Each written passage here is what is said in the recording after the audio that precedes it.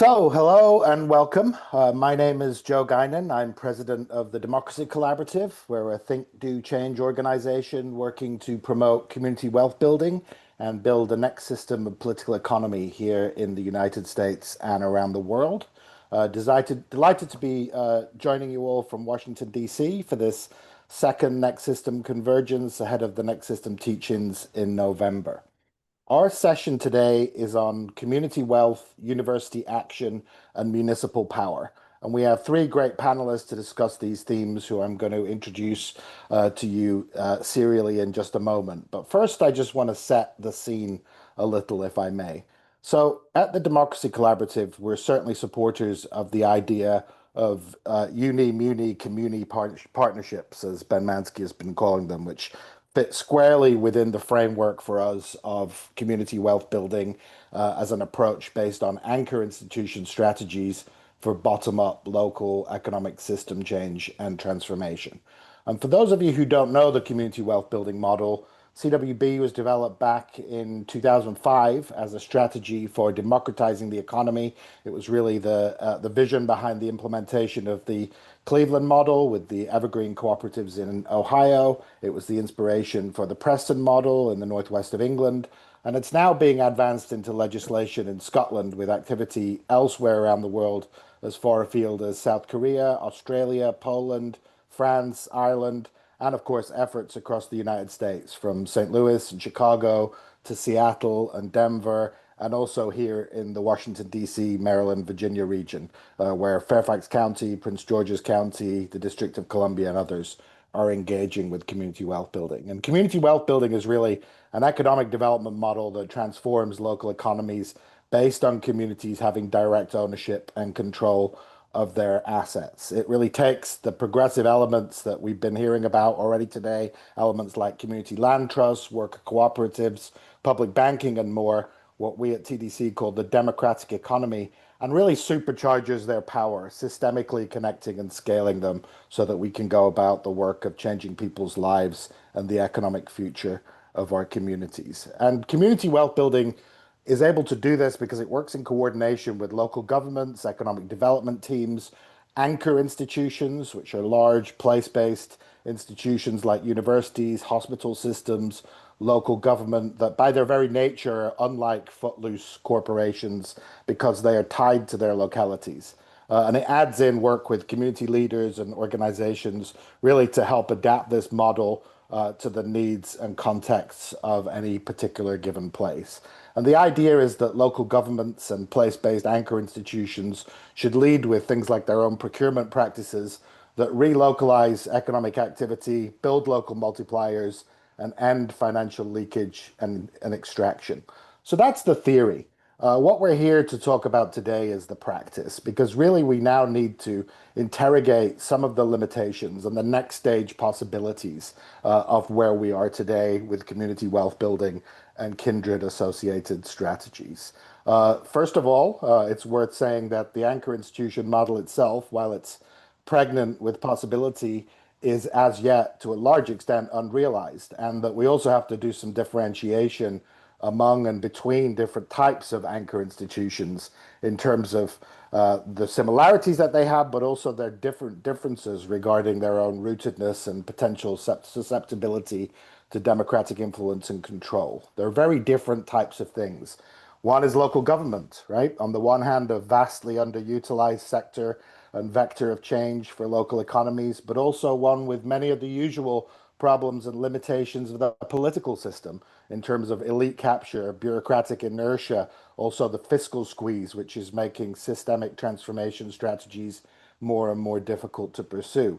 We would say local government needs a lot more democratization and challenge, and there needs to be a rebirth of an understanding that these are really our resources as a community and should be for us directly to control and have ownership over. So while at TDC we obviously support strategies around procurement and workforce and local public policy level structural reforms, we also need to further democratize those strategies with things like public banking, participatory budgeting, and democratic forms of community and municipal enterprise and ownership. Another big type of anchor is health systems, and while they're substantially dependent upon public dollars and favorable tax treatment and other treatment in public policy terms, they also have their limits in terms of their exposure to direct democratic pressure and control. There's a great deal of work being done on this, not least by the healthcare anchor network, which we at TDC incubated and has spun off recently a few years back as an independent organization. But there are also challenges in the health sector in terms of an anchor mission. Technocracy, the reliance on voluntarism, a heavy reliance on enlightened leadership and self-interested recognition of some sort of business case for anchor strategies, and the imperative to move further upstream in the system to what we're now increasingly talking about as the social determinants of health. And last but not least, and we're really going to take this up quite a bit today, university anchor strategies, which also need a greater level of ambition. Steve Dubb at MPQ, formerly a colleague of ours at TDC, noted a decade ago in the book that he co-authored, The Road Half Traveled, that this is a road that remains half traveled, and that's still the case today. Not only do these town gown tensions that we see everywhere go back a long way, yeah, even to the Middle Ages, they also persist in the unbalanced and extractive relationships between universities and their neighborhoods and surrounding communities.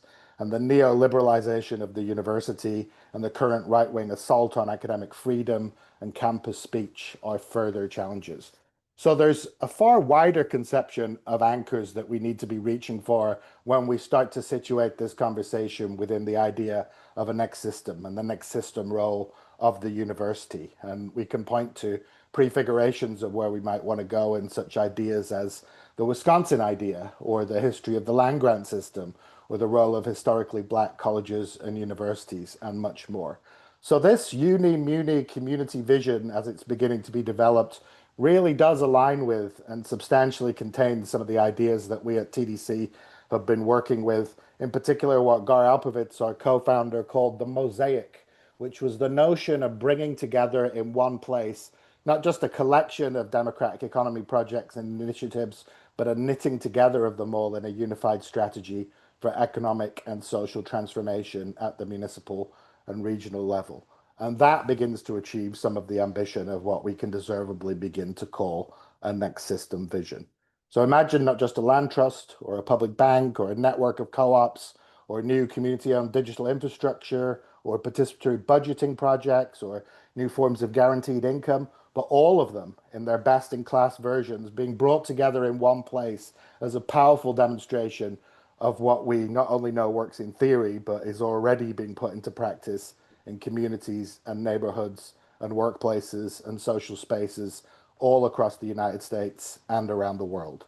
And the university in that context is a special kind of anchor in that it also holds the potential of hosting some of the space for the visioning and incubation and nurturing and inspiring of those visions and models, together with access to some of the resources that are desperately needed in communities. And this is one of the reasons I would argue that universities have been so high on the hit list for the Trump administration and the recent fascist turn in American politics. So for that reason, as well as the others mentioned above, I think we need to have an aggressive pursuit of uni-muni community strategies as versions of community wealth building and as a central plank in any kind of transitional program and pathway to building the next system that we don't just urgently desire, but need to set about constructing.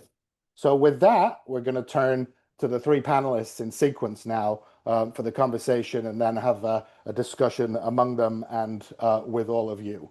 And to begin with, it's a real pleasure to turn over to my colleague Neil McInroy, who is the global lead for community wealth building at the Democracy Collaborative. And to begin by asking Neil the question, why are community wealth building and associated municipal economic change strategies necessary, indeed essential, at the present moment? Neil.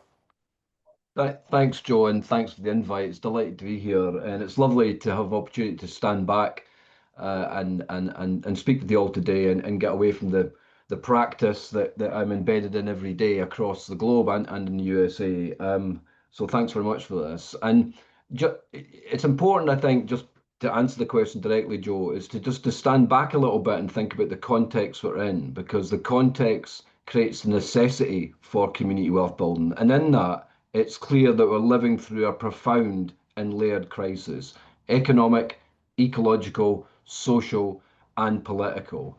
And for over 50 years now, neoliberalism has concentrated wealth, weakened public institutions, and deepened inequality. Um, Now, those long-standing pressures are now colliding with a new political emergency, particularly, though not solely, in the United States, with a reactionary populist backlash led by Trump, of course, far-right movement. It's actively dismantling democratic norms, attacking the very institutions, including those anchor institutions we've been talking about, that offered some protection to vulnerable communities. But it's not just one leader.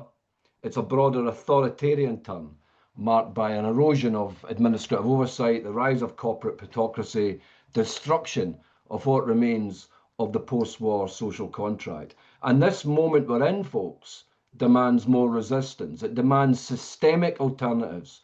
And for community wealth building, this is solutions rooted in place, driven by people, and capable of shifting economic power.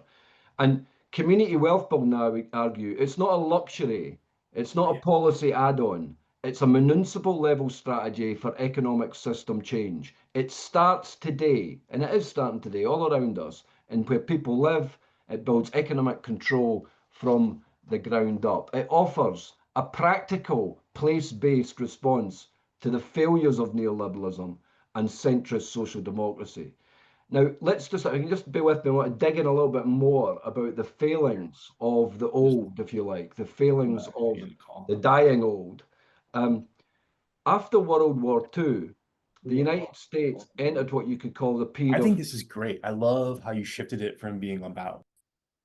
economic expansion and relative social, somebody's coming in there already, relative social stability. The federal government then invested in highways, housing, education, industrial development. A growing middle class, especially white Americans, benefit from union jobs, home ownership, and public services. This era, often seen as the golden age of American capitalism, was built on a centrist compromise, a centrist trade-off, market-driven growth, modest redistribution, limited public ownership. It helped many people, of course it did. It alleviated some social pain through rapid economic growth, but much of it was driven by resource extraction, industrial expansion, suburban development. The modicum of redistribution we had in that golden age through progressive taxation and public programs only softened the edges of the underlying inequality and the system problems that were there. The mask has slipped. The model is no longer enough. It was never designed to tackle the deeper structures of economic injustice, and now its limits are painfully exposed. So, in thinking through that old model, there are certain cadence and rhythms of it, four of them particularly, I think, that feed into the need for community wealth building. Firstly, it didn't change who owned wealth. The post-war model focused on sharing wealth through tax and services, but it didn't change how wealth created or who controlled it. Big corporations, private owners still held most of the economic power.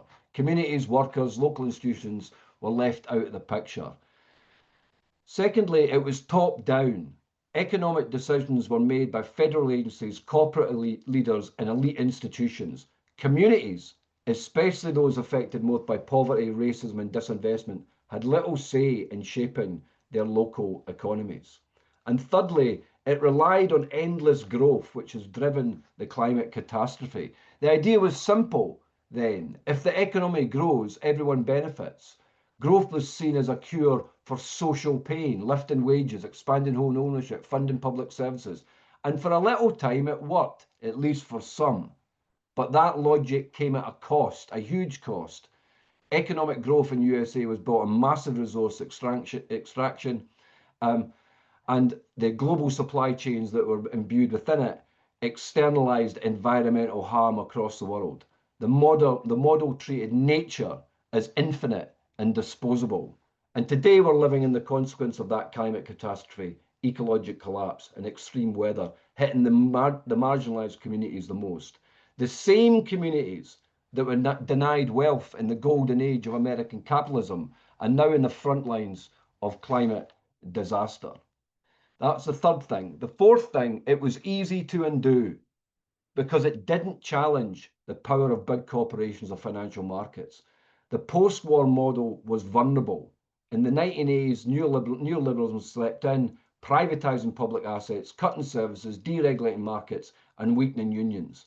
The modest gains made by social democracy were quickly dismantled, and because the foundations of ownership and control had never been reconstructed, there was little resistance. So we are talking a moment now the necessity of a community wealth building that cannot, must not, should not hang on to the idea that there's a social democracy will save us, the return to a golden age. It's an illusion. It will never happen. Neoliberalism is too deeply embedded. It shapes global finance, trade. It even shapes the way we think about the economy.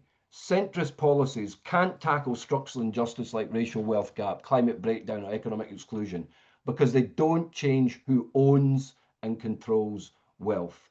They offer band-aids, not transformation. So this is why we need community wealth building. We need bold systemic change. Community wealth building offers a new economic story, one that speaks to people's lived realities and offers real power, not just promises. It's about changing who owns wealth, who makes decisions, and who benefits. In a time when national politics are gridlocked, increasingly hostile to democratic reform, action is not just necessary, it's urgent. Community wealth building plays into local ownership, so wealth stays in communities and is shared fairly. It plays into democratic control, so people have real power over their local economies. It plays into justice at the core, so we confront inequality, climate change, and racial injustice together. It builds from the shell, inside the shell of the old economic model. There's lots of great stuff in the previous session. It talked about some of those. Community wealth building plays into a whole range of things like community land trust, like community finance initiatives, like unionised labour, like progressive procurement policies. It plays into all of those, but seeks to grow them and amplify them. It's a mosaic of progressive stuff built up into an intentional model and strategy. So community wealth building is not about going back to broken promises. It's not about relying on the social democratic, a golden age to return. It's towards a new economy that's democratic, inclusive, and rooted in community power. And finally, I would say the old social democratic model gave us redistribution without transformation. Today, we need a politics of ownership, agency, and justice. Community wealth building is not a return to the past. It's a leap forward into a democratic economy fit for the 21st century. Thanks, Joe. Thanks so much, Neil, for putting all that on the table. So let's go straight to our second panelist, Ben Manski, who is known to most of you, assistant professor of public sociology at George Mason University, where he has really been the leading force behind next system studies. So Ben, you talk about a uni-muni-community strategy. What do you mean by that, and how does it differ from what Neil was talking about regarding community wealth building as you understand it? Yeah. Yeah, thank you so much, Joe, and thank you, Neil. I'm really looking forward to this discussion. I mean, a lot of these sessions are opportunities for us to have conversations more deeply with more people that we've been having on an ongoing basis. So I see this as a conversation that will produce some new things, right? So that phrase uni-muni-community. I mean, obviously that's not something that's going to be going out there on signs on buses, or that people most likely will be putting on signs that they bring to city council meetings and so on. It's a way of describing a emergent strategy that we are working to build around the relationship between universities in particular, but also colleges and other forms of educational institutions and cultural institutions, even like museums and libraries, but really centering universities, the relationship between them and municipalities as forms of local governance. So whether that's formal local government, through city councils, village boards, town boards, citizen assemblies, popular assemblies, to the extent that those are actually institutionalized, and in county and regional governance structures, and then communities, which is to say the actual person to person, neighborhood to neighborhood associational strength that exists that is really where society happens, right? So it's about bringing together those three sort of areas of life in a strategic way. And I'm going to start off by sort of shifting from community wealth building to the question of the relationship of community wealth building to the university. And then I'm going to take it into sort of where I think maybe we can go. So in the community wealth building approaches that have been developed and put into place so far, and I've seen them in person in England and in Scotland, and I've certainly met many people who have been involved with CWB in other parts of the country. And we're working, as you mentioned, Joe, to build community wealth building practices here in the DC, Maryland, and Virginia region. There has been this, generally, there has been an approach which has had an element that involves what you described as anchor institutions. And as you said, from the standpoint of this economic development model, it is important for there to be major institutions that are anchored and grounded in community, right? And so as you were saying, local government, hospitals, community foundations, universities and colleges, we're not going anywhere. George Mason University is very deeply rooted here in Northern Virginia. And so we can act as an anchor for this strategy of community wealth building. But I think if you're standing inside of one of those institutions, and if you take the institution seriously, then maybe you see things a little bit differently, right? And what I would argue is that universities and hospitals have certain things in common, but there are other things that are quite different about the way that we are organized, the way that we operate, what we are, what we do, where we come from. And that's actually particularly true in the United States, where we have relatively few public hospitals and lots of public universities. In fact, the US has more of a public sector in higher education than most of the global North. And that is important about this country. So if we're looking at the university, not only as potentially an anchor for economic development of all kinds, right? I mean, universities anchor economic developments, as you pointed out, Joe, in ways that a lot of people here might find problematic. It produces outcomes that we don't like. But if we not only look at universities as economic anchors, and we not only look at universities as spaces, both things which I'll point out are kind of static, right? They don't have any motion to them, right? As they sort of treat universities as resources. But instead, we understand that universities, like other institutions, at times go into motion, right? And this is true for every kind of institution, I would argue, whether you're talking about governments, whether you're talking about hospitals, whether you're talking about families, whether you're talking about universities, whether you're talking about constitutions. As some people know, my core research centers on constitutionalism. Sometimes constitutions sort of operate in our lives like nouns. They're stable. They seem like they're very stable structures that support and maintain a system. And other times, constitutions become verbs, and people engage in the practice of constitutionalism, of reorganizing society, right? Universities are really the same way. Universities can operate to stabilize existing social relations and the economic order, and oftentimes do. But universities, historically, many times, have become agents of social change, right? And I think that's very important for us to recognize. So just to talk specific historically, you mentioned the Wisconsin idea, but you left it for me to dig into that a little bit. I spent most of my life in Wisconsin. And in Wisconsin, most people who come from there know that there is this thing called the Wisconsin idea, which is that the boundaries of the University of Wisconsin system are the borders of the state of Wisconsin.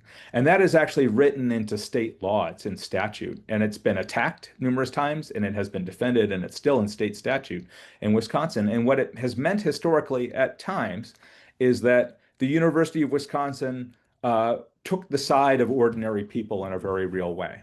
So, for example, that idea came from the progressive era in which the progressive movement and the Progressive Party in Wisconsin were very much the left wing of the progressive movement and the Progressive Party. It was Wisconsin versus New York in that era 100 years ago. And what people did through the University of Wisconsin system was they came up with our modern form of Social Security. They came up with all kinds of workplace safety regulations that were implemented in Wisconsin first, working with state government and with unions and with farmers. They built public radio. The whole history of public radio in the United States comes out of the University of Wisconsin system.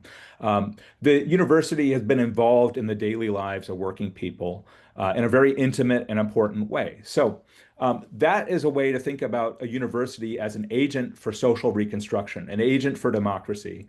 And so I just want to put that out there. There are many, many other examples we could talk about. And actually, I would argue, and this gets to my second point, that all universities and all colleges are not totalities. That's to say, they're not all the same internally. From the outside, something like a university can look like a single thing. It can be experienced that way. And actually, those who have dealt with working with me on editing know that one of my constant fights with editors in England and in other countries is the tendency for them to insist that US doesn't have dots in it, doesn't have periods in it, that it's not abbreviated.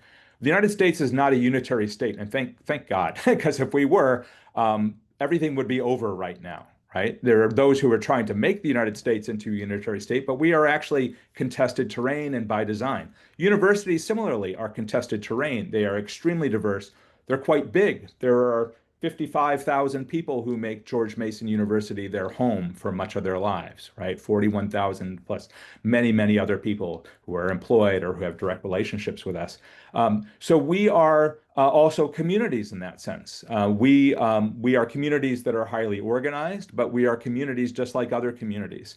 And so what that means, I guess, for universities is that we are not just like any other kind of community. We're not like just any other kind of institution. We have public duties and responsibilities that are right there in our founding documents. They're built into the way in which we're organized. They're built into the practices of all kinds of people here at the university. Because of past struggles, universities are quite different than they used to be. The vast majority, I would guess, I would actually be it'd be easy to find out. I would guess probably 85% of the people who are at this university would not have been allowed into this institution if it had existed 70 years ago. And so that's a major shift, right?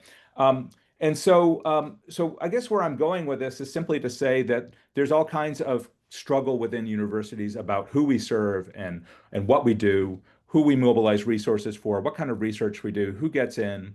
And as you said, Joe, to paraphrase Emma Goldman, she said if voting changed anything, it would be made illegal. And I point out to my students that they have tried to make it illegal at various points. And if universities made any difference, they would come under attack. And they have come under attack repeatedly, and there are people fighting back. So what does this have to do with community wealth building? Well, one question for community wealth building would be, who is moving the program, right? Who is moving this agenda? Who is in the driver's seat? And there are different ways for delivering social policies, and there are different ways that we can deliver, sort of mobilization and move resources. And historically, people have relied on unions, they have relied on political parties, they have relied on social movement organizations. Sometimes they have relied on uprisings, which is to say, more spontaneous and sort of less organized, but quite powerful, sort of ways to mobilize people power.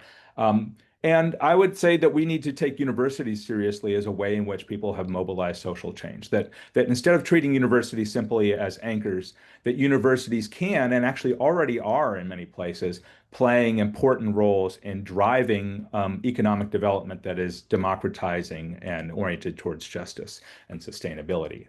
So what does that mean for the uni-muni-community strategy? Because there's a lot more conversation for us to have here. And as you can tell, I have a lot more to say. So I want to switch gears and then open up space for Grace and then for the following conversation. I think what it means is that there may be many places in the world where there are people within universities and within community colleges and other institutions of higher education, and also, the K through 12 system, which is to say elementary education for people in other countries, where universities could play a much more significant role in working with people in municipal government and working with, most importantly, people in community organizations and in neighborhoods, both whether they are sort of formal, incorporated, nonprofit organizations, or whether they are community leaders and sort of unincorporated associations, but that we could play a much more significant role in not only researching community wealth building, which is a particular thing that I know that the Democracy Collaborative and Grace as well, you in particular, have been working to bring together academic researchers who are involved in studying different models of community wealth building, but also putting our shoulders to the wheel and getting involved in actually convening and helping to build a relationship between the university and communities where we're very much in it in terms of building a community wealth. Because after all, from the standpoint of a public university, it's in our interest. We want our students to be able to attend classes without having to hold down two jobs, even at a university like this one, where tuition is much lower than most of our peer institutions, and where the majority of our students are first generation students. We want them to live in, we want the communities they come from to be self-governing, to have, sovereignty, to have autonomy. We want people to be able to go back and work in the communities that they grew up in, right? So we're in this together. I mentioned K through 12 earlier, which is to say elementary education. I think that there's a way in which community wealth building can provide a foundation for a larger strategy, a strategy that we need to take on. And that is a strategy that begins to integrate political economic strategies like community wealth building, like many of the different efforts that fall within the category of the solidarity economy movement, within the work of the cooperative movement. There are many sort of self-defined movements that operate around economic democracy and ideas of solidarity and community wealth.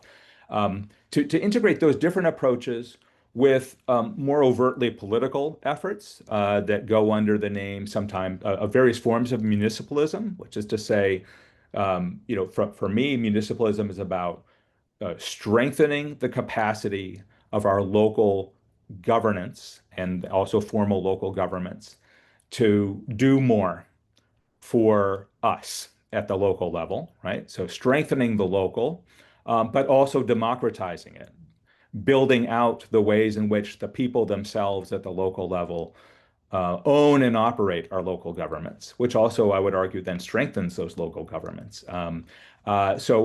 Integrating these economic strategies, these largely economic and political strategies, with the more political strategies around localism and municipalism, and then integrating those with next system studies. And there's a lot that we can do with this. I'm going to point to Chicago, and this will be my wrap up for the moment. There are other approaches that we haven't really spent enough time with yet. So, for example, in the union movement, in many countries, there are approaches to what is sometimes called social justice unionism that relies on the power of organized workers, particularly in the public sector, teachers and city workers and county workers, to, quote, bargain for the common good, right? Bargaining for the common good is sort of related to the idea of social justice unionism, which is simply social justice unionism or social unionism is simply the idea that unions should fight for everybody in society, not just for the immediate short-term interests of their members around wages and working conditions. And I'll point to Chicago because Chicago is a focal point. And it's a focal point in a way because there is a union in Chicago, which is the Chicago Teachers Union, which I think has been in the lead for a long time now in organizing their own members, organizing the community to fight for better conditions for everybody throughout Chicagoland, throughout the region. They've won provisions in their contract for the teachers that make progress on a just transition on climate, a strikeable question. So, workers going on strike to defend transition to an infrastructure and practices that will, make the world more habitable for us and for our children and grandchildren and future generations. That's pretty progressive. That union also, has a former organizer and member who is the mayor of Chicago. That's Brandon Johnson, right? So I think that this shows a possibility for how we can advance community wealth building, how we can advance other types of next system initiatives. We need to move towards a more integrated strategy that builds community power, that builds community wealth, in which universities are understood to be not both resources, but also engines for doing this building. And I'll stop there. Thanks, Ben. A lot to respond to there, and we'll get to that in the discussion. But first up, let's go to our third panelist and speaker, Grace Chai, who is pursuing graduate studies at NYU and comes to this conversation with a background in participatory grant making, community-based resource stewardship, and equitable development. And also, we're delighted that Grace coordinates the Democracy Collaborative's Global Academic Research Network on community wealth building. Grace, how are universities and academics responding to the needs that have just been outlined, and what is the role of the Global Academic Research Network on community wealth building in advancing the movement for local economic system change? Yeah, thank you so much for having me. So we've seen a growing number of university centers and initiatives that are focused on community and worker ownership, a growing number of academics that are interested in participatory action-oriented research methods, and also a growing number of course offerings covering community wealth building elements, whether they be participatory approaches to research and evaluation, community and economic development and planning, public budgeting, investing, philanthropy, pedagogy, and more. Due to the demand for experiential learning, many universities also have programs that partner students and researchers with local organizations and businesses, although I think whether these programs actually meaningfully expand communities' participation in the economic decision-making within the university could be debated. Labor unions remain a strong organizing force, of course, to represent the needs of diverse swaths of campus workers. I think there's a tremendous potential for universities to be a laboratory and testing ground for CWB organizing and strategies. Imagine a campaign to get the university to engage in participatory budgeting, to procure from locally owned small businesses rather than continue to have their procurement dollars clenched by large corporations, or for worker and producer cooperatives to play a larger role in supplying the many goods and services needed by university ecosystems. At the same time, we're seeing a wave of anti-intellectualism, and universities and academics are facing threats to their scholarly independence and threats to the resources available to students from diverse backgrounds, funding that would make these universities accessible to scholars and students from working class backgrounds, and a space for the type of equitable participation that community wealth building requires. The role of the Global Academic Research Network, or GARN, this was established by TDC with a recognition that an expansive and diverse range of supporting literature and evidence base is needed to support community wealth building advocates and practitioners, and to support evaluation of the efficacy of CWB interventions. Just like how it's practiced, CWB as an academic discipline is incredibly interdisciplinary, and we recognized the great need and appetite to connect scholars around the globe to collaborate and synchronize their work to develop the concept, to deepen practice, and to supplement the CWB movement. Already, GARN maintains a database of more than 100 scholars from around the world studying various elements of CWB and or conducting a wholesale of CWB. GARN is working to evaluate the gaps in CWB literature, which may support the development of a CWB research agenda. And we also recognize that advances in theory must happen alongside and in direct conversation with practice. Practitioners and advocates ideally are informed by literature that explores these nuances of CWB interventions and strategies and the needed legislative changes to support conditions for those CWB interventions. And to this end, we aim to connect practitioners and scholars to produce participatory action-oriented researchers, and we envision a global ecosystem of students learning about CWB. And so GARN is developing an open source curriculum in line with a broader movement to advance engaged scholarship. Thank you so much. Terrific overview of a really important body of work that's being created there and a great asset for the movement as a whole. So thank you, Grace. And thank you also, Ben and Neil, for your opening remarks. Let's dig into some discussion. And also, I would like to encourage those listening in to submit questions or comments that they want us to take up as part of the remaining time that we've got. But let's kick off. I think what you did, Ben, was quite useful in really helping us make sure that as we pursue a community wealth building lens on the anchor potential and strategies of the university as an economic change agent in its own right with its own resources and bring back its economic role into the picture, it's important not to do that in a way that's reductive and that loses sight of the other dimensions of the university as an anchor that are particularly useful and powerful as we go about the work of systemic change. And so, Neil, I'm going to go to you first to see if you've got anything you want to say in response to that. And then we'll bring Ben and Grace back in on some of the questions around how we then go about further democratization of the institutions, but also of the outputs of the institutions in terms of the work that's happening there. But let's start with you, Neil. Yeah, I thought what Ben had to say was really interesting, and then I think Grace elaborated in terms of the role of GARN as the role of the academic community and academic institutions in helping to grow the community wealth building movement. And I would say that, you know, I like the idea of like universities moving or not moving, and I think the very base level moving is where they do the kind of orthodox role as economic agents in place. It's like local jobs, it's local procurement, that sort of stuff is the base level, if you like, in terms of community wealth building. And there's even some that are not even remotely doing that. Yeah, but that's a good starting point. But we are looking to make them to move further and deeper, and I think that's what we're seeing in the GARN in part through the network that Grace facilitates.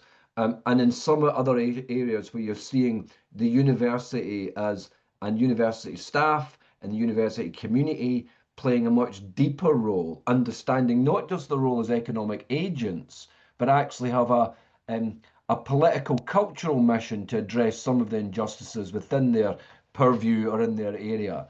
And the TDC paper on enabling conditions, I think, plays into that very well. It's the enabling conditions for community wealth building.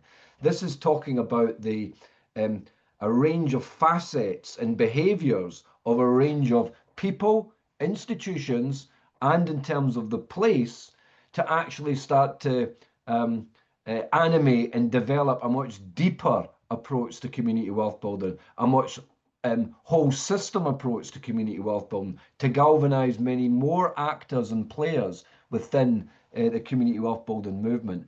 And in that, you know, universities and the community within universities and academics themselves should be seen as activists, many, and should actually start to commune and collaborate with campaigners on the ground, with those facing at the hard edge, at the sword of injustice, if you like. So I think I don't think Ben was saying it, but I do believe that it's not happening. It is happening, and it is part of community wealth building. And Ben is quite right, I think, to cast a torch on the base level idea that universities are just anchor institutions and economic agents. I think there is this deeper role, and they should step into that role much, much more. Finally, I would say, certainly in many places across the globe, and I presume also the United States, universities have been captured by neoliberalism. They're part of the military industrial knowledge complex. So corporately, universities, and by association, individual academics within that system are actually have much less abilities to move than perhaps was the case in the 60s and 70s, perhaps. And I think there is something there we have to be mindful of, certainly in the UK, the abilities of universities and their communities in all its form to actually move. And there's examples, maybe it happens in the USA, but certainly UK, where academics who do become activists, who do want to be community wealth builders, who cast a torch on the political economy stance of their own university, are either denied promotion, or worse, they're even given the sack. So there is a the tentacles of neoliberalism and reactionaryism are deep within some of those anchor institutions, and we need to be cognizant of that. Yeah, I hope that kind of plays into it. But it's a great conversation so far. Yeah, thank you, Neil. And Grace, maybe I can come to you to ask as a follow-up to that. In addition to the creation of the GARN as a network, we've also got the emerging community of practice in the United States of the different place-based work that is happening from Denver to St. Louis to Atlanta to Chicago and elsewhere. And one of the things that we pondered as we set up these two different networks was the relationship between them, and not wanting to further deepen a silo between theory and practice, or the research agenda the academics studying all this are pursuing versus the questions and the challenges and the things that need interrogation that are being thrown up by the work on the ground. So what have you observed already in your time with GARN in terms of where the academic community is in terms of relationship to practice and where they would like to be?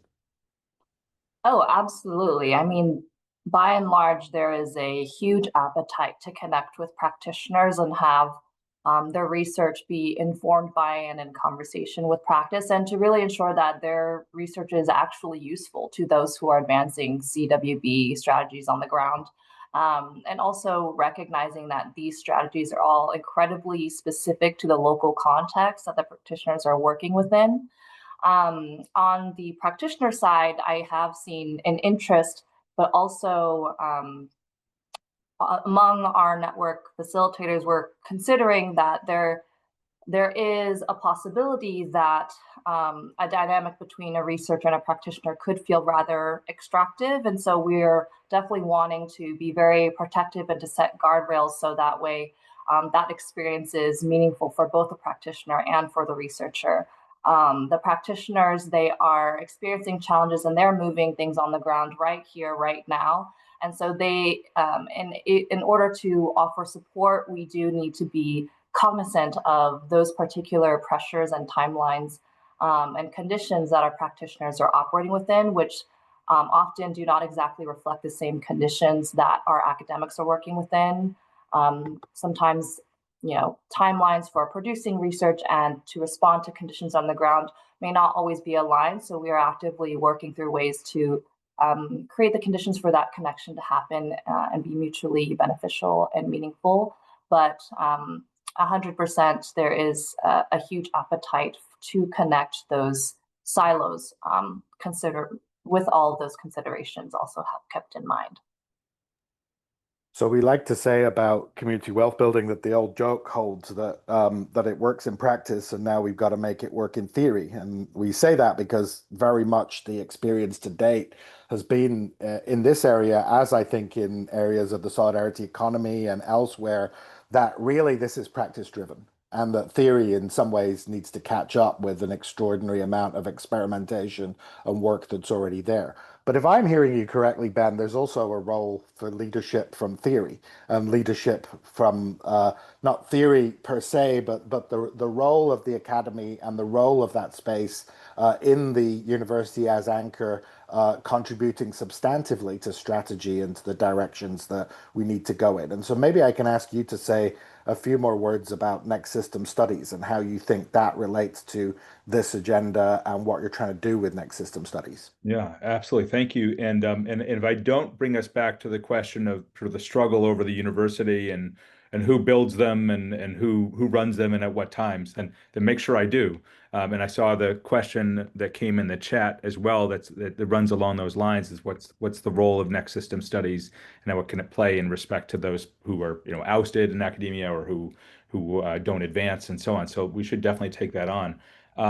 But I think, this has, I've only been a professor at a major university for 5 years, and I was a graduate student before that, and then I was an adjunct faculty member at a community college, but I also had 30 years in the movement as well, prior to making this move in my 40s and now I'm in my 50s. So long and short of it is I'm still learning a lot. I hope I'm still learning a lot in 20 or 30 years, but some of the things I've learned through building next system studies is that it really is true that, as I think you intimated, you suggested, Joe, that within a major university, you have all kinds of resources in terms of networks and ways of knowing, and so this is what they're designed to do. It goes with the name, although the name originally meant union. It didn't actually mean what we now think of universities as meaning. But it goes with the name that that we have a little bit of everything here at George Mason University. And so if I'm interested in making connections with peace building efforts and people who are doing alternatives to policing, or with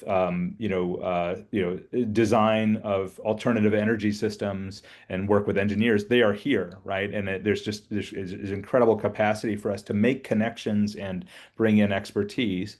And that is internal to major institutions like this one. So that can be helpful. It goes in terms of like the reflecting knowledge, the sort of sifting through the knowledge that is coming from practice, but also helping to, being in a position to make connections. And that can be helpful to people who, as I have been for much of my life, are in the trenches day in and day out, and are theorizing, are thinking, are trying different things, but don't have the capacity to, don't have the time, the resources to make broader connections oftentimes, right? So that's very important. But the other thing that I've learned, which I really did not realize until I became a regular professor, is that the fields of study through which we're organized already in higher education are themselves internationals of a kind, right? So when I go to a meeting of the Society for the Advancement of Socioeconomics, or a meeting of the Law and Society Association, or a meeting of the American Sociological Association, or better, the International Sociological Association, there are sociologists and economists and social scientists, legal scholars of all kinds from all over the world that are there. And they are all involved in similar kinds of projects, right? And there are many, many people who are involved in making social change, just to use a broad category. And so there are ways in which academia, in the ways in which academics and faculty in particular are already organized, can be very helpful in spreading practices, right, and bringing lessons together, and so that's a great value. And I'll just say I hadn't realized until I was a graduate student just how many of the people that I thought of as organizers, who I'd known for decades in some cases, were actually professors of sociology. In particular, I go to a meeting, it's like, oh my gosh, I didn't realize that you were at Howard or that you were at the University of Minnesota. I thought of you as somebody who's involved with anti-police brutality work, right? And that's how I had met them. So I guess, what does that mean for next system studies? There's a lot of work that is next system work that goes by other names. And so what that means is that, for those of us who are working to build what we sometimes call a field of fields, there's a lot to draw on, to draw together in a principled way. And I found there's a lot of responsiveness to that. People are interested in making links between abolition work and just transition and community wealth and solidarity economy and constitutional change and so on. So that's what we're working to build. And then let me just turn it, since I could go on talking about that, let me turn it to the question of the fight for higher education. It is definitely the case, that our major institutions of learning have been built to a significant extent from above, right? And so Neil was giving a social history of economic policy and the Cold War and so on. And there's a very parallel set of developments in terms of the constructions of our major public universities in the United States and the expansion of higher education post World War II in the US. And we see parallel developments in other countries at different times.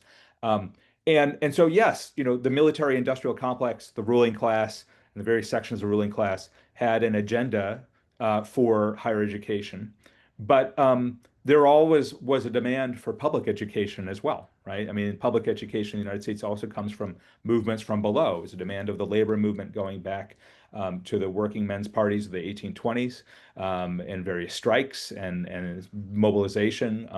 And so what we have as our public universities and also our other institutions of higher education is really, I would argue, the product of the movements from below and the movements from above and where they come together. And sometimes they've come together and they formed compacts, and there was some of that in the 50s and 60s in the US and in other countries. And those compacts were uneasy, and sometimes it didn't work out so well for the ruling class because you let in a lot of working class people and returning GIs, and they have minds of their own, right? And so that produces the 1960s, and then that in turn transforms the university through popular movements. And sometimes, sometimes the compact, as I pointed out, breaks down and there's contention, right? But that also produces things. It produces changes in university policy, who gets in. It produces changes in law. It can produce new institutions. It can produce new fields of study, environmental studies, global studies, peace studies, women's studies, Black studies. Sociology originally comes out of that kind of contestation. So I would say Next System Studies has a particular job to do, and then this is the final thing I'll say. What I have noticed is that there are many academics who are doing research on questions of system change and their critical political economy, and who are doing participatory action research and engaged research of various kinds, and it's quite a range. I don't think most of them take as much of a deliberate approach to aligning with the social movement and with communities as we have with Next System Studies. And I'm starting to notice that there are people who publish really useful books, which I use in class, who have yet to sort of take the steps to actually get down and dirty with the work with communities, right? And so that's part of our challenge. I think this is a special project for Next System Studies, is to continue to organize with a smile on our face and with goodwill to all, for a vision of higher education that is much more interventionist, that takes sides, that says, yes, our job is to take the side of democracy and of ordinary people. And if that's controversial, then we'll have a controversy. But that's, and we should have controversies over what that means and how we do that well. That's where the empirical work, that's where the serious, rigorous work comes in. But that's our goal. And I'll stop there. Yeah, and let's make sure we do address this question of the struggle over the university, right? One of the things that I think is really rich about this conversation is the sort of bringing to life of the university as an anchor, as a moving target, and also making sure that as we apply system change lenses to the objects of our work, that we're also making sure that we're renovating and refurbishing and adapting and moving ourselves in terms of our theories and our strategies. Neil, you laid out the crisis, right? And the crisis is impacting on anchors, and this crisis therefore should also impact on our strategies related to anchors, right? It came to me in a flash that for many years, decades, the Democracy Collaborative has been talking about anchor institutions because of their fixity, because they're, to quote you, Ben, they're not going anywhere, right? That was sort of called into question a little bit recently during the pandemic, right? When there was a moment of crisis for both eds and meds, right? For universities and hospital systems that were on the front line of the impact of the pandemic. The hospital systems nearly collapsed, and there were questions there about their viability and resources. Certainly that didn't cast them in the light of powerful, stable economic actors with economic development possibilities, but more like potential frontline casualties in major social upheaval and economic crisis. Similarly, the university systems were immediately impacted by the pandemic. They, in some ways, many of them acted as anti-anchors, releasing immediately janitorial and administrative staff and others, shedding their commitments and responsibilities as they struggled existentially with what their role was going to be in a situation in which we didn't know how viable the university model was going to be. So the crisis is reaching and impacting the anchors and forces us to think about our strategies regarding the anchors. And in particular, there is this question that's been raised about the political attack on the universities. We know a little bit, and we've already discussed a little bit, the reason why universities are so high on the hit list for the authoritarian turn or fascist turn, as we variously called it in this discussion, and why Trump has gone after them in particular, but also what should be our response to those that are the immediate victims, faculty and students that are under attack as part of this offensive. And so, Ben, let's start with you, and then Grace, and then I want to turn after that. I want to go to the kind of democratic limits of anchors and bring you in, Neil, to talk a little bit about how we might tackle those. But let's go to Ben and Grace on this question of the assault on the university by the Trump administration. Yeah, I mean, let's recognize, as you just said, that that there are victims here, right? And those victims include, in some cases, our students, some of whom have been attacked. I'm thinking about I've forgotten their names, but the two Palestinian American students who were attacked in Vermont, right? Students who have been attacked for their activism in solidarity with the people of Palestine. Oftentimes through outside pressure. So, the university campus police forces, will collaborate, but the orchestration of repression, comes from outside. And I have a lot of firsthand experience with dealing with this and with administrators who are trying to comply and not comply at the same time. And so there has been a lot of that. And of course, as I think probably almost everybody here knows, the life of the academic, even at a big R1 like this, is not what it would have been 30 years ago. Where the wages have not kept up. They certainly haven't kept up with the cost of living. There are many fewer of us who are tenure track than there were, and so on. So there's ranges of this of the harm that has been caused and that's being suffered, and then actually what I want to point to most directly is the impact on international students at this moment, the sort of climate of fear that has deliberately been implemented, and the ways in which one of the great sort of internationalist strengths, of the United States. The U.S. has always had, just like other places, a kind of hybrid identity in terms of our nationalism, but there's an American internationalism that goes back to the American Revolution as well. The internationalist identity of the United States has very much been under attack, and that's hit hundreds of thousands, if not millions, of our students here in the United States. So that's all very real. Like, this is people's lives, their futures, their suffering, and so on. And so what it requires for people who are not within a higher education is solidarity. That's what it requires, is to recognize that just as more academics are coming to recognize that they are actually in this world, we are of this world, that we are, there are things that are particular to us, but we are very much in the climate crisis and the crisis of austerity and global capitalism and militarization and repression, that everybody else needs to recognize that too. So, when we go on strike at the university, then, just as we have offered solidarity to other workers, we need that solidarity back. And I'll just point to, I could point to lots of examples of where this matters. I'll point to this institution this summer. I am proud that George Mason University was, the first university to push back against the Trump administration and its repression, and to come together across the board and with the community, with a massive mobilization from people in Northern Virginia to defend this university from a series of Department of Justice investigations and from congressional hearings, and an attempt basically to decapitate our university by getting the president of the university, a man that many of us respect, but also have tangled with on all kinds of issues, but to remove him from power so that they could basically move in and restructure the university very quickly. We stopped that. We did not comply. Administrators did not comply in this case, to their credit. Our union did not comply. Local government did not comply. Students did not comply. Mobilized, and actually, what has happened at this moment is that the Board of Visitors, the governing board, doesn't even have quorum to meet because of the resistance that was organized here in Virginia. So we do not. We are a free university for the moment, so that's just a lesson. I don't know. I don't know where this is all leading. I don't have the answers in terms of the future of higher education. The questions you asked were great, Joe.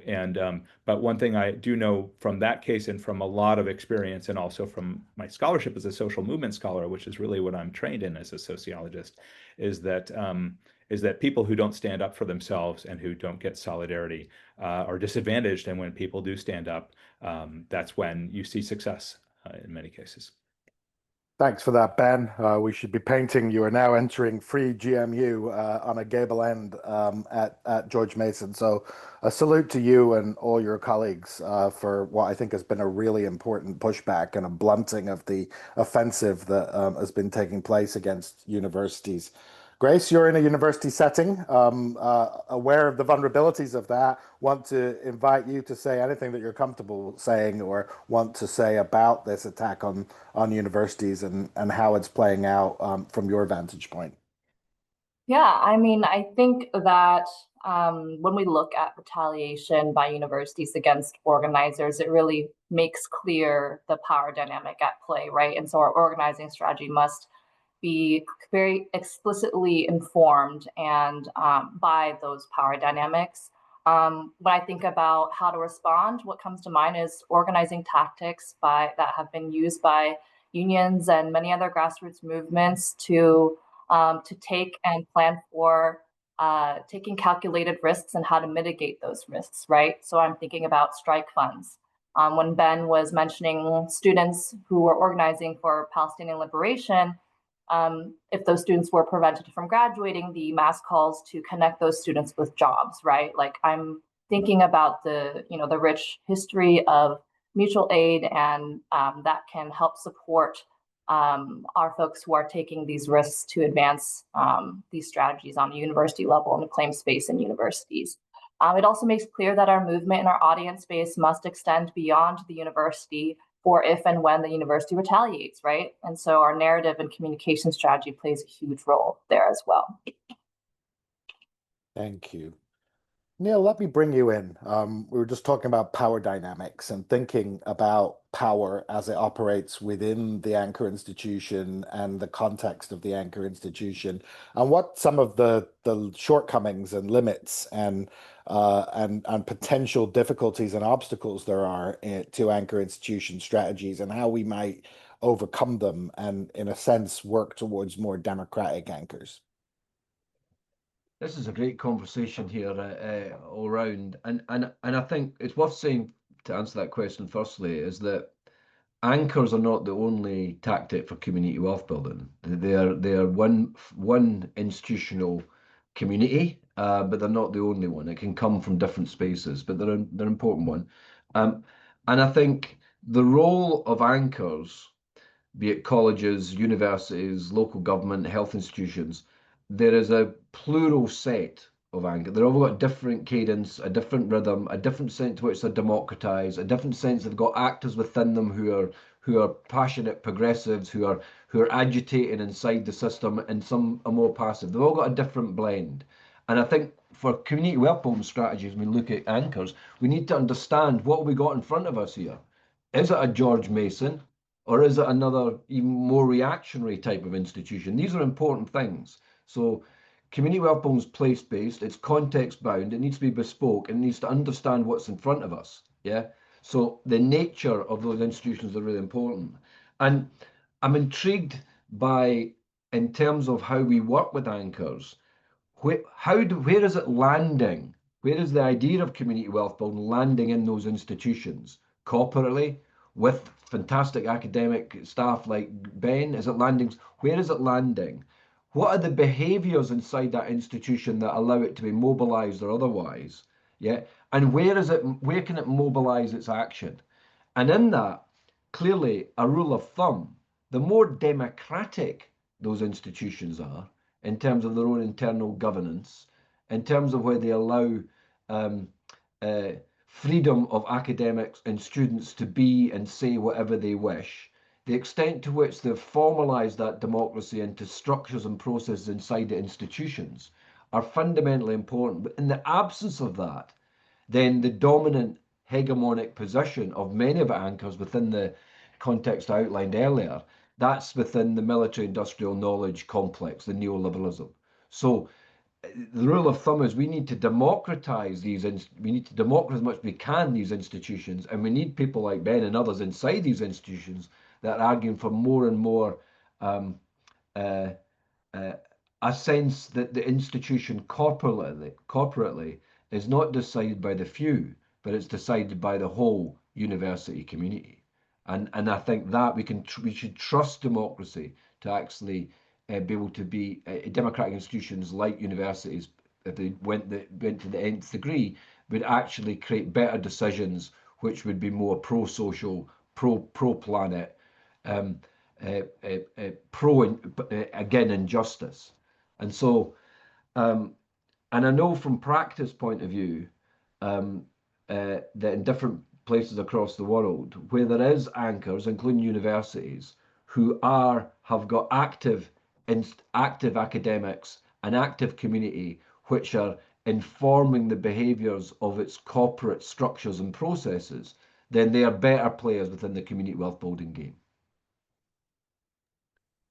Thanks, Neil. And I want to stick with you just for a minute and then turn back to Ben and Grace as well on this question, which is we're here at the next system convergence and we're talking about community wealth building and uni-muni-community strategies because we think that they are an essential building block and vector of activity towards economic and political and constitutional and other forms of systemic transformation. But there seems to be a missing piece of transmission belt at the moment in the with a few notable exceptions, there doesn't really seem to be a sort of aggressive municipal level or city level political strategy in wider American politics and activism. And there are some exceptions to that. There's a lot of interest and energy around the Mamdani campaign in New York.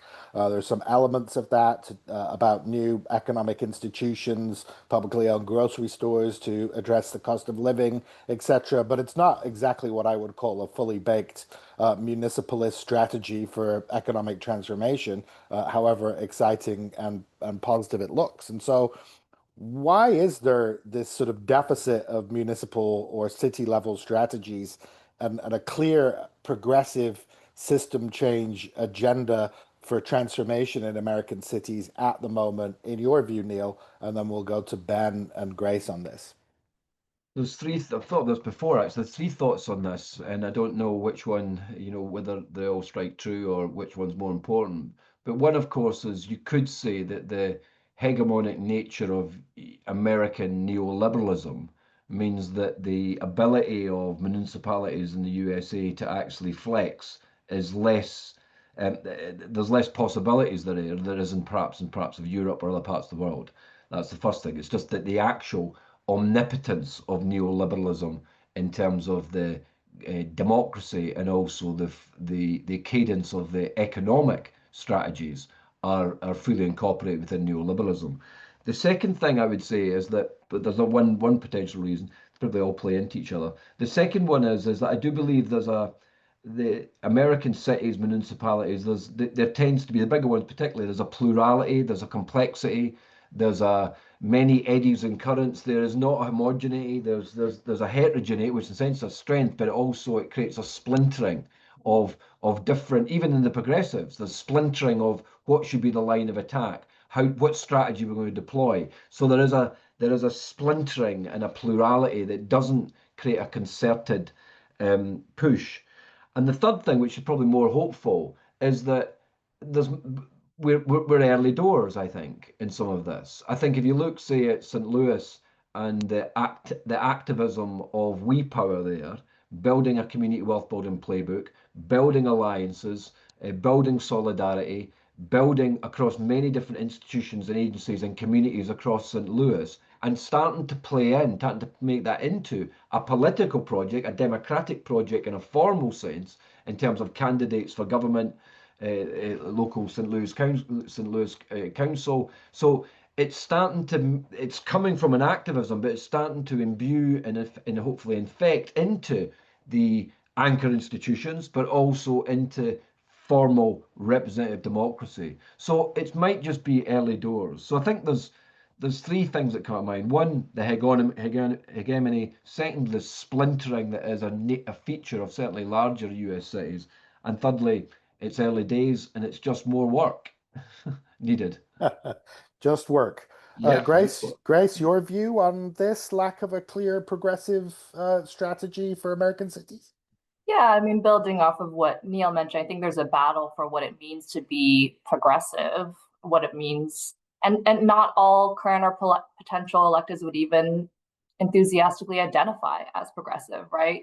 I'm from Seattle. There was a huge backlash, and we elected our most conservative city council in a very long time. And now we're swinging way to the other end, where after the primaries, all of the most progressive candidates beat the incumbents and have been winning by double digits, right? I think also with the failure of the Democratic Party to advance progressive or even liberal policy, there's a huge skepticism towards engaging with government, right? And that does have wide-spanning implications on the organizing base that is willing to engage with municipal strategies. Thank you. And just noting from the chat here, the comment regarding splintering, Neil, that with the experience of labor unions, splintering doesn't just happen. It's brought about union busting strategies and so forth. And the very same deliberate disruption from without and within is present in community governance. In Virginia, the comment goes on, we're special in that you can trace both to the national right and to work committee and the blood money inherited from it. A background you're very familiar with, Ben, at George Mason University, given some of the history at that institution. I can't imagine you have any views on this subject. I really appreciate what Neil and Grace had to say, and picking up on what you were saying, Neil, about maybe it's early days. I think it is early days, and it's been early days a number of times in my lifetime, and that's both positive and negative, right? So the positive is that there have been a number of very promising developments since what I consider to be the last major wave of municipalism in the US, which was the 1970s. There have been a number of promising developments that suggest the possibility of a full-throated municipalist politics in the US. And those have included, work in the 1990s that we introduced through the Progressive Party in Wisconsin for living wage ordinances, and then through the Greens for municipal minimum wage and sick leave ordinances, and sort of the work to bring international human rights home through local foreign policy around Free Burma and lots of other campaigns, which I was involved with all of that very much day in, day out. And work that has been done at various points through Kyoto cities or municipal resistance to the Patriot Act. And there's lots of examples, and there are things that are happening right now, which I think are quite promising. So this shows, a lot of potential and like certain tendencies that are out there, right? But it also takes leadership, and it takes work to make it connect and manifest. And I think there are a lot of lessons from efforts to build sort of a more strategic approach to municipalism in the United States that we should study. We should take those lessons. We should study these efforts. And I'll just say anecdotally, because I haven't done that study, but I have some lessons that I've taken just from practice. The best local elected officials, and when I say the best, I mean the ones who are truly oriented towards participatory democracy and see themselves as sort of leading on behalf of the people who are leading them, right? There are people who are within the institution of local government on behalf of movements and communities, and who practice that in their daily lives. They're overwhelmed, just like people who are in front lines in other areas. They're on the front lines and they're overwhelmed. And so relying on them to provide leadership, political leadership for building municipalism is just a non-starter. We found that with the Green Party. I saw Green Party is about 160 local elected officials. I was co-chair of the National Party for a number of years, have a long history with the Greens. I'm not involved in any sort of official capacity anymore, but I follow them. And that we were working to organize a network of Green elected officials. And we had to provide support. They just didn't have the capacity to do it. They couldn't do it on their own. So I think what's positive is that there's lots of ingredients out there. There's lots of people who are doing the work in their communities. But what the lesson is that it does have to be built, and maybe that's a role for universities. That's a role for organizations like the Democracy Collaborative, for other kinds of organizations. It's a role for funders to take this seriously. In terms of the other question that we've been grappling with was, why hasn't this happened already, right? I would actually, so Neil put out a hypothesis I'm going to disagree with. I actually think your hypothesis is disproven. Your hypothesis was that neoliberal hegemony, I still say hegemony. I know that's not correct, but neoliberal hegemony, is sort of has kept communities and municipalities from exercising the muscle. What I have observed is the opposite is true. It's actually in times in which the only place that people in the movement believe that they can really make progress is the local level, that you see the greatest growth of efforts to build local democracy. So towards the ends of the 70s into the early 1980s, you had an upsurge, and so that people go local when they don't believe that the national is an alternative, right? And the problem that we've been dealing with is that organizations and institutions that should know better, that should understand the importance of municipalism and localism and community organizing, and of the actual human scale level work that goes on in communities, keep on getting sucked into national politics. And I will level this criticism at the Green Party, which of any party should know that their work is primarily at the local level. They do that work. They don't get recognized for it when they do that work, but has become much more of a national opposition party, is not really fulfilling its historic role as a party of bioregionalism and community transition. And also DSA as well. I think DSA has an enormous amount of potential, Democratic Socialists of America. DSA has all this strength. They're organized, I'm a member of DSA. They're organized, through, local and metro chapters, but they don't have a municipalist politics that's well developed. So I think we have a job to do in helping the institutions and organizations and parties that have capacity to link up with the people who are already doing the work. I'll also point to central labor councils and regional labor councils as being another place where there is important leadership that's being provided. There's more to be said, but I'll stop there. Thanks, Ben. And that tees up what I'm going to ask you all as the last question, which you can use as an opportunity also to make any final remarks. But before we do that, let's just acknowledge a comment from Ralph Hall, who had to move on from this session, but is pointing out that at the University of Shady Grove, they have been working on putting together a scoping review and library on community wealth building that will be available in the future. So that's an update from Ralph Hall and the University of Shady Grove. Following from what you were saying, Ben, let me ask a concluding question this way, right? It may be that what we're facing at the moment is an attempt at system change from the right, and that the right may be playing the system change game better than we on the progressive side of the political spectrum are at the moment, in recognizing the profundity of the crisis and the fact that things simply cannot go on in the direction that they've been going.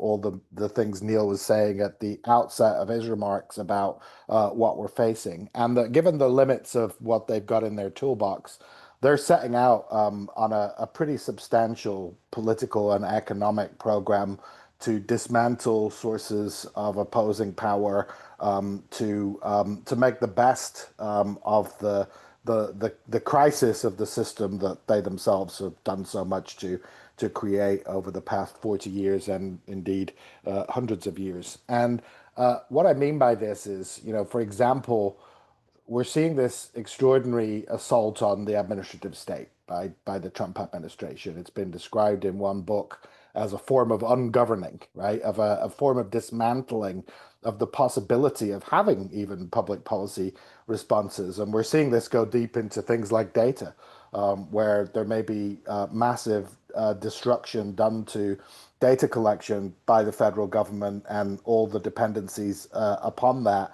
are really going to affect our ability to even know what's happening.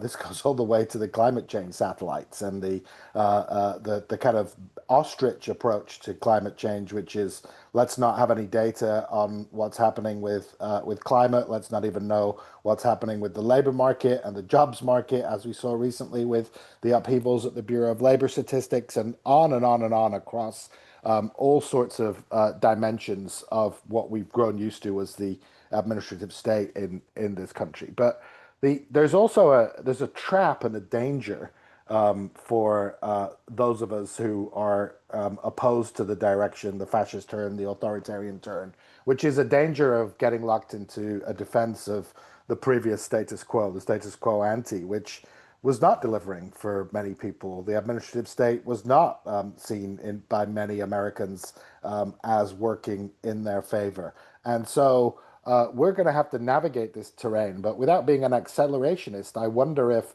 a lot of the things that are getting burned down and broken and smashed and put aside, including a lot of careful and painstaking work in community economic development and urban policy and all those groups that came out of the civil rights struggle and managed to create things like the Community Reinvestment Act or community development block grants or particular pieces of the apparatus of the state that we may not be overly fond of as progressives.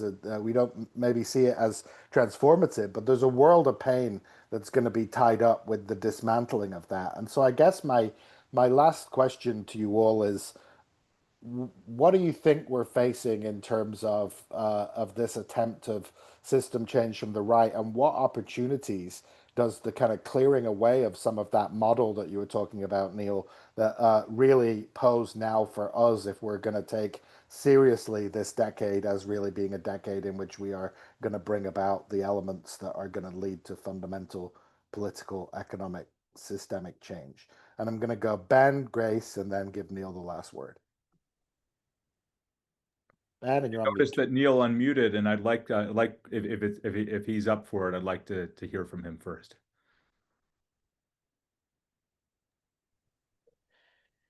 It's a great question, and I agree. Look, it seems to me that the right's version of the system change will fail. It will fail to deliver what we previously had in that imperfect social, the golden age of American capital in that social democratic phase. It will fail. The thing here is, like, will it fail? They'll deliver some things to some people, but will it fail enough so that people actually become mobilized to actually start to advocate for things we're advocating? That's the nub here, and that's how I do believe that we need to be ready with alternatives. I think we can be optimistic. I think those who are not progressive, those comfortable middle classes, I think are increasingly becoming, maybe turning to the right, but they will become increasingly skeptical of what's being delivered. And I think there's a whole mass of the mainstream who will start to look for alternatives that advocate a better world and a better place for them. So I think they have done us a favor in terms of this, rip up the administrative state, drain the swamp, because they're advocating big change. Their promises are hollow, that will fail. And then I think we need to be ready. And I think people will be ready for the kind of things we've got. I've been a bad timekeeper, so we're right up against time. I want to Yeah, make sure. I'll shut up. So, yeah, 30 seconds each, I'm afraid. Let's go, Grace, and then Ben. And I think certainly in this time, an opportunity is in front of us to learn from communities who have lived in crisis for a long time. One thing I recall hearing from Indigenous scholars and organizers is that they say, we've already lived through the apocalypse, and here we still are, right? And so I take a lot of solace in looking to those communities who have been paving the way for a long time and used to living under these conditions. Thank you, Grace. Ben, last 30 seconds. Yeah, no, I'm glad that you said that, and I was reminded of a comment that was made in an earlier session today about the importance of the social psychology of system change to our work. Yeah, there is a sort of a whole set of shifts that the vast majority of people are going to be forced to go through, and that is actually part of our work. Is that we need to be better equipped, better, we need to become ready. I don't feel ready personally to helping ourselves and others through this period on a interpersonal level. And I know so I think there's actually there's a lot of culture work that is being done and that needs to be done. Neil McInroy, Ben Manski, Grace Chai, thank you very much. Thank you to all of you for joining us. And that's the end of this session today. Thank you. Thank you. Thank you. Thank you all.